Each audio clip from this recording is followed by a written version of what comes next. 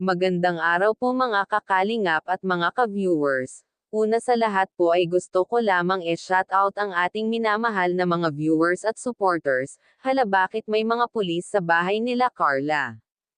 Nanay natakot at nagpanik kung bakit may mga pulis na pasugod sa bahay nila. Nako Carla, anong nangyari, bakit may pulis? Hindi ko po alam nanay, kaya lumabas si Carla at kinausap ang mga ito.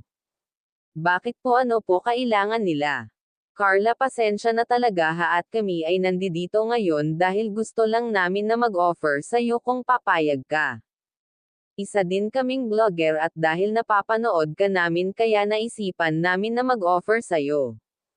Gusto ka rin namin e-vlog kung papayag ka. Ngayon ko lang nalaman kaya napasugod kami dito para kambansihin ka kung magustuhan mo ang e-offer namin sa'yo. Ang totoo kasi, di ba nakakaikalingap ka, pwede naman siguro dalawa ang mag-vlog sa'yo Carla. At ito po ang naging sagot ni Carla. Yan po ang video na pag-uusapan natin ngayon mga kakalingap, at kung bago ka pa lamang sa aking channel ay baka pwede pakisubscribe at wag po muna skip ang video para malaman ang nilalaman nito. At dahil nga sa nalaman ni Carla ang okay ng pulis ay agad na lumabas ang nanay ni Carla at nagsalita.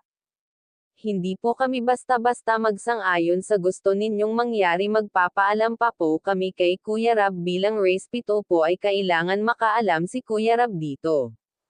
Carla, kasi po may isang salita po ako, nasa kay Kuya Rab po ako sumikat, kaya si Kuya Rab po ang magdedesisyon kung ano man ang pwede namin na gawin.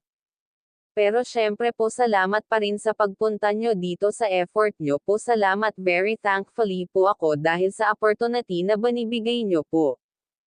Pero bilang respeto sa Team Kalingap ay si Kuya Rab po ang magdedesisyon para sa ino-offer nyo po sa akin.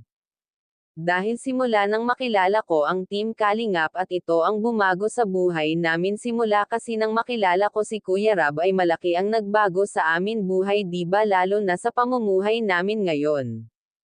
Kaya nagpapasalamat ako sa mga sponsor na laging nagbibigay at nakaalalay sa amin. Salamat ng marami, sumusuporta. Yan lang po ang aking pinanghahawakan ngayon, ang pagtiwala sa Diyos para makaahon tayo sa kahirapan. Kaya wag nga po pala natin kalilimutan suportahan ang ama ng Kalingap na si Val Santos Matubang, at hanggang dito na lamang ang ating mixing reaction. Again, maraming salamat sa panonood.